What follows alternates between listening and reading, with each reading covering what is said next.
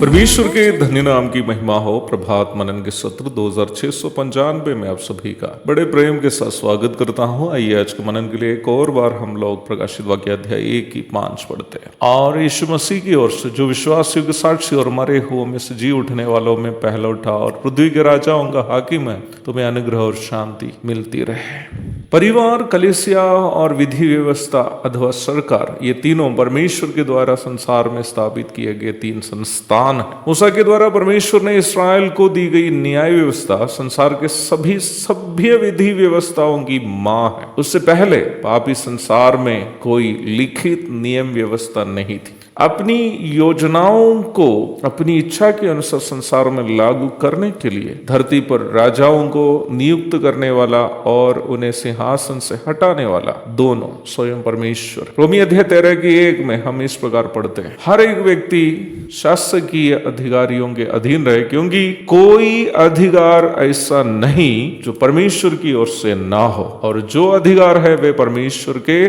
ठहराए हुए हैं। संसार के 2 प्रबल साम्राज्य बाबिलोन एवं मेदी पारसी के शासन काल में उसके सम्राटों के प्रधानमंत्री रहे हुए नबी दानियल दुनिया के इतिहास पर परमेश्वर का परम अधिकार को इस प्रकार सूचित करता है, समयों और ऋतुओं को वही बदलता है, राजाओं का अस्त और उदय भी वही करता है। दानियल 2 की 21। दानियल की पुस्तक का यदि हम अध्ययन करेंगे, जिसका अध्ययन प्रकाशित वाक्य को समझने के लिए अनिवार्य है, आप ये बात स्पष्ट रूप में समझ पाएंगे कि संसार का इतिहास परमेश्वर के द्वारा आलेखित एक सुंदर पट कथा है। कहने का तात्पर्य यह है कि परमेश्वर दुनिया के इतिहास को इस प्रकार तैयार किया है कि अंत में उन्हीं की योजना पूरी हो जाए। कोई संदेह की जरूरत नहीं है आपको। हमारा प्रधानमंत्री नरेंद्र मोदी को भी परमेश्वर ही उस पद पर नियुक्त किया है ताकि परमेश्वर की योजना पूरी हो।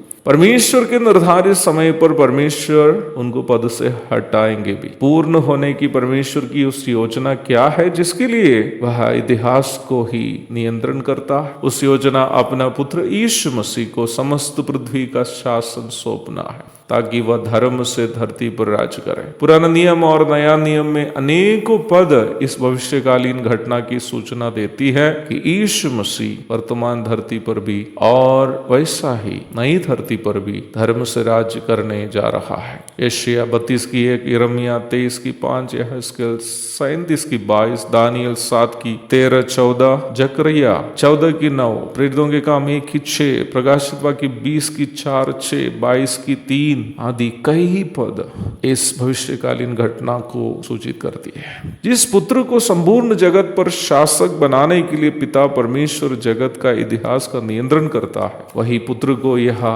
प्रारंभ में पढ़ी गई पद में पृथ्वी के राजाओं का हाकिम करके परिचय कराया गया है, क्योंकि सभी राजा महाराजा जाने अनजाने अपने उस हाकिम यीशु मसीह को राज्य सौंपने के लिए शासन कर रहे हैं। हम भी जो उनके आगमन की बाट जोते हैं, उस पुण्य धरती की आस लगा रहे हैं जहां हमारा प्रभु धर्म से राज्य करेंगे। यूहन्ना प्रकाशित वाक्य 21 की 3 से 5 तक के भागों में इस प्रकार लिखता है, देख परमेश्वर का डेरा मनुष्यों के बीच में, वह उनके साथ डेरा करेगा और वे उनके लोग होंगे, और परमेश्वर आप उनके साथ रहेगा और उनका परमेश्वर होगा। वह उनकी आंखों से सब आंसू पोंछ डालेगा, और उसके बाद मृत्यु न रहेगी और न शोक न विलाप न पीड़ा रहेगी।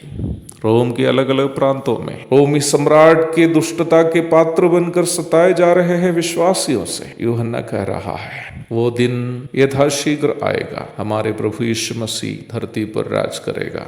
उस दिन फिर शोक नहीं होगा, विलाप और पीड़ा नहीं रहेगी, मृत्यु ना रहेगी। वह अपने ही हाथों से हमारी आंखों से सब आंसू पोंछ डालेगा। कितनी धन्य आशा हम मसीहियों की है। एक और शुभ दिन की धन्य कामनाओं के साथ आज को मनन में समाप्त करता हूँ। प्रभु आप सबको आशीष दे। आमीन।